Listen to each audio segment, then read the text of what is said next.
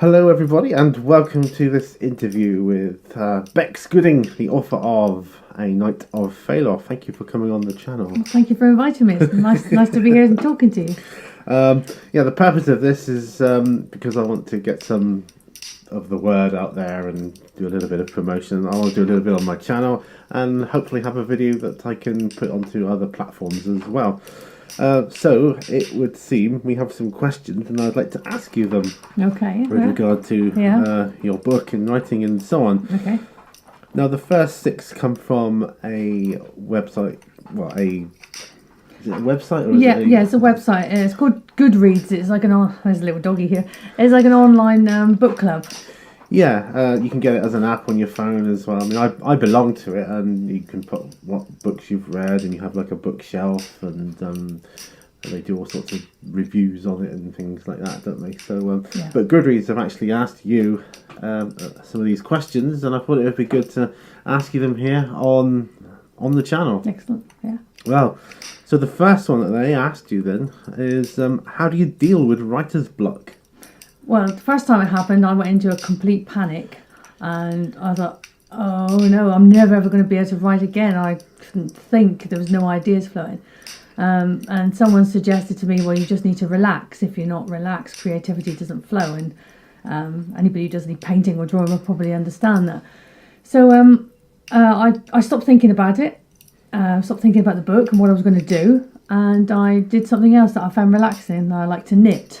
I only learnt last April, and I sat and carried on with some knitting. I knitted a hat, knitted some mittens, and I've got some colouring books for grown-ups. And so doing the knitting, doing some of the colouring helped me to relax physically, which then helps you to relax mentally as well. And ideas started flowing again. It doesn't seem to be something you suffer with a lot. It hasn't. You have had it. I've seen you have it, but you don't get it an awful lot, do you? Like some people do, I think. No, I think I've been fortunate so far.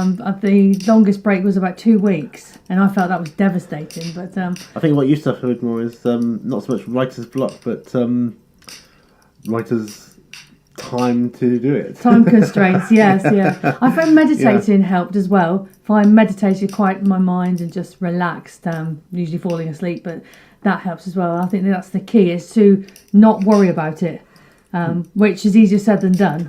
And it may get worse if I'm on a deadline, but not to worry about it. It will come back. It's just a case of you need to relax and just wait for the creativity to flow again. Okay, well, the next thing they've asked is, what's the best thing about being a writer? Because you are a writer. I am a writer, yes. So what's the best thing about it? Being able to escape into another world, and not really knowing where the story is going to a certain extent. I've got an idea of where it's going, but sometimes I'll write a scene with characters and they're talking, there's dialogue, but they seem to tell me what they're going to do, if that makes any sense. A conversation between two characters will flow in such a way, and I'll look back and think, oh, okay, that wasn't quite what I planned. And so it's the excitement, really, of, like, in some ways, not really knowing exactly how they're going to get to the end point. So. Yeah, I must admit, when we're going through it, when you've already written it, and I'm kind of looking at in an editorial capacity, and I'm like reading it going, oh right, I didn't expect that, and that's quite and then sometimes I think, no, neither did I. So that's quite exciting, not knowing where it's going to take you. I'm being able to be part of that. I think, well, I made that happen, that character's grown. You've created it. Yeah, thanks to me and whatever he or she wanted to say as well. But I think, it's the excitement that's the best part of being a writer. Yeah, for me, anyway. So just as a sort of addendum to that, do characters talk to you in your head then when you're writing, like, as to what they're going to say? I suppose I will write something and it doesn't feel right. I look at it and think, no, they wouldn't have said that. He wouldn't have said that, and she wouldn't have responded that way. She'd have been more feisty, or he would have been. He would have been different. You can. And when that happens, do they have their own voices? They do in my head. Yes, they do in my head. Because they do when I read them. Yes, so. they do when I'm reading it to myself. I can hear the attitude and the tone as well. So, yeah, they do. Right, well, next one is, what's your advice for aspiring writers? The same advice I was given. Don't give up. Just believe in. Yes, thank you. I know he's looking at me because I've been close to giving up several times, but don't give up. If you've got a story, just write it, and then keep writing it and believe in that. Believe in the world you've created and the characters and the story. And it's like, because if you stop writing, you've created these characters, and if you can imagine them all running around doing a dance. Yeah. When you stop writing, they'll all sit down and like, well, what's next? And and it's like it started out, write a book. Let's write a book that you'd like to read. Yes, it is. Yeah. And if you create characters and then you just leave them, well, what are they going to do? It's like the toys in the toy box. They've got no one to play with anymore. So you've got a kind of responsibility. You once do you've when you created create the world and people in it. And I think that's what you should do. Don't give up on them, and don't give up on yourself either. Yeah. Okay, well, next one is quite a good one. What are you currently working on? I'm working on book 2 of the Like an Angel trilogy. It's I'm nearly finished the first draft, and then comes 2, 3, 4, 5, 6, and 7 drafts. But it's just I'm almost there with getting the story out. So that's what I'm working on at the moment. I've got about 4 or 5 chapters to finish the first draft. That's exciting because I want to know how it ends. I want to know what's going to happen. Yeah, me too. Okay, so how do you get inspired to write? It varies. Sometimes people will say things to me, and they'll have a little comedic quip. They'll make a comment. I think, I can use that. I can hear so and so saying that, or we can be out for a walk, and I'll look through with the dogs. I'll look through the trees, and I see a different world. I see a pathway to something else, and these sort of things they sort of come to me, and That's why we've been to certain places, isn't it? And I've looked and said, what do you see there? Well, it's just a pathway. No, I don't see that. I see other things. So I suppose everything around me can inspire me, and life events do as well. It's kind of a good one. This is the last question from Goodreads. It's quite a good one. It says, where did you get the idea for your most recent book? Wow, it's the whole trilogy, isn't it? Yeah. I suppose I wanted to write a story. That's a difficult one. I should have thought about this before I actually come on camera, shouldn't I? Preparation. Really? Yes, preparation. Yes, it's the key. Yes, yes. So I will waffle on a bit. We're doing this off the cuff. Yes, we are indeed. I wanted to create strong characters. I love 2 characters that meet and fall in love. And as well as what leads on from that, whether they stay together, whether they have a family, and their personal effect on others around them. And I suppose that's where it came from. I wanted to write that story about him and her meeting, and from different worlds, different backgrounds.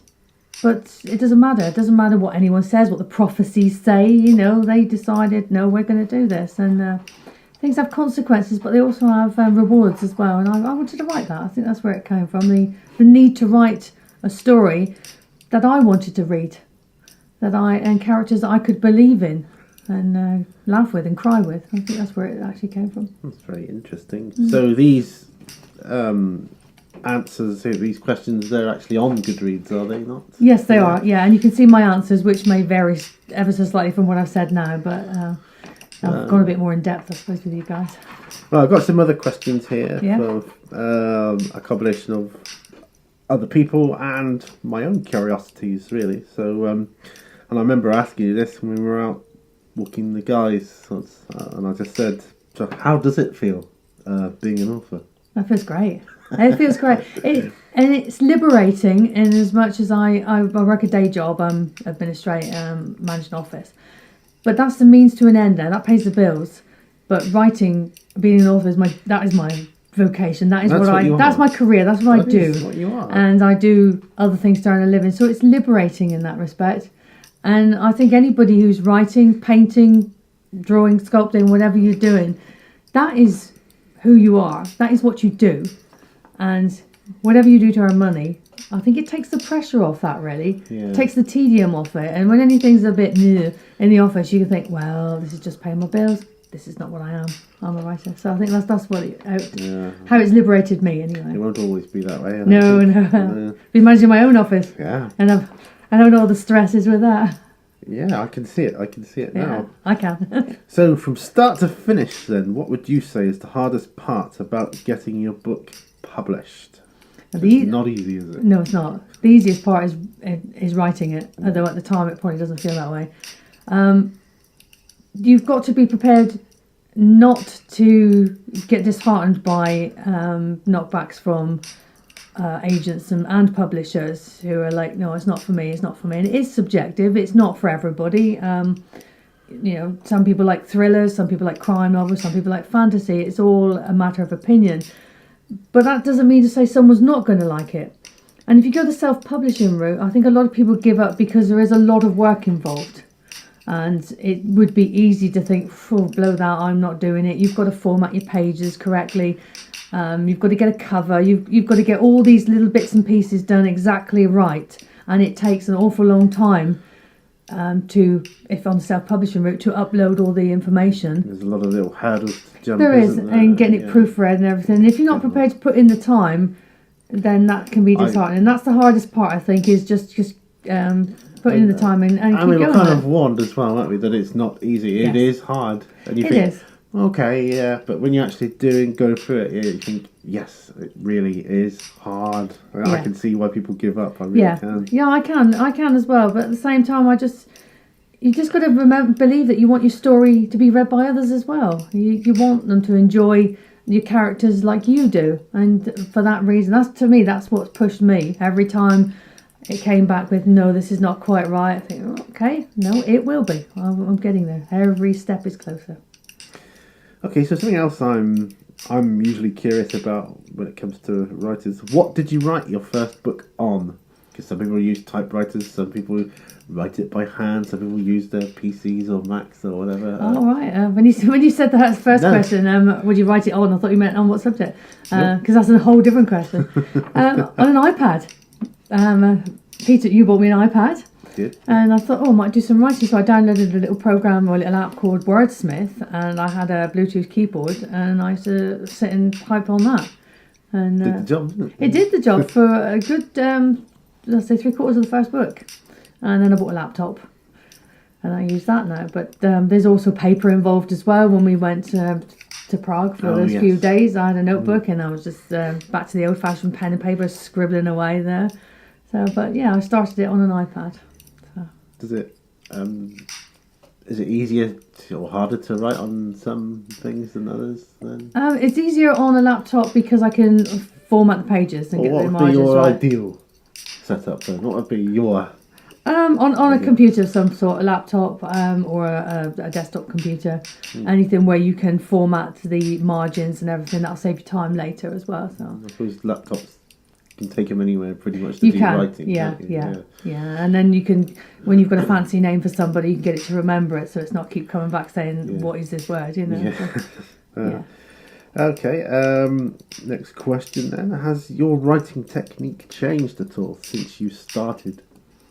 The technique hasn't, no, because I, on your advice as well, I just get the story out first off. Some people do a plot structure, and which is great, and I have looked at that since and thought that is an excellent idea. But for me, I get the story out, and then on the second draft, I start making notes, so there's no continuity errors. Especially if I've said someone's blonde and then later said they're redhead or something like that. I think I've tried to write a book several times in my life, and I think what's held me back most of the time is trying to get it word perfect, sentence by sentence, and it just takes too long, and you just get fed up with it. You know, it's far better, I think, to do what you do, just get it out there and then polish it up after. Well, that's how I think I may have started a bit like that with keep going back over the same paragraph time and time again. And then when you said to me, why don't you just get the story out and then look at tidying it up after? Once I started doing that,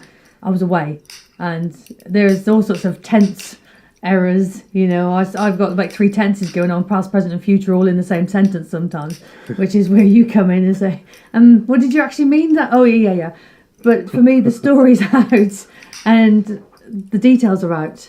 and it's all on paper or on laptop, and then go back to embellishing it, and correcting typos and things like that. So I think it works. It's easier. It's like getting the bones out. You've got it. You've and definitely got a then good, you flesh it out after.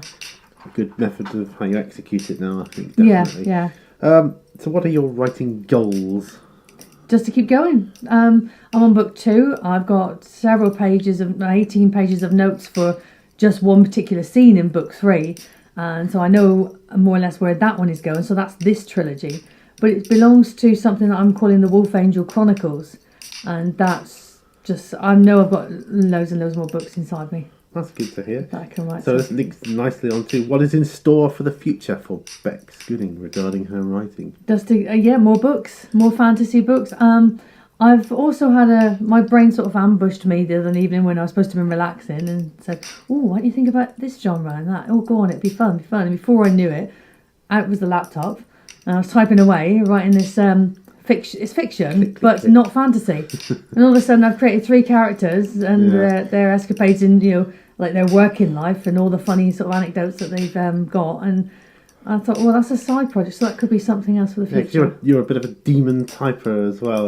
All I hear is Yes. It's like smoke rising off of the keyboard or something. Yeah, so at my top speed when I was a legal secretary, I was on 85 words a minute. So I can believe that was that. quite fast. Okay, only a couple more left then. That's all right. Where do you get the inspiration for your characters in the books then?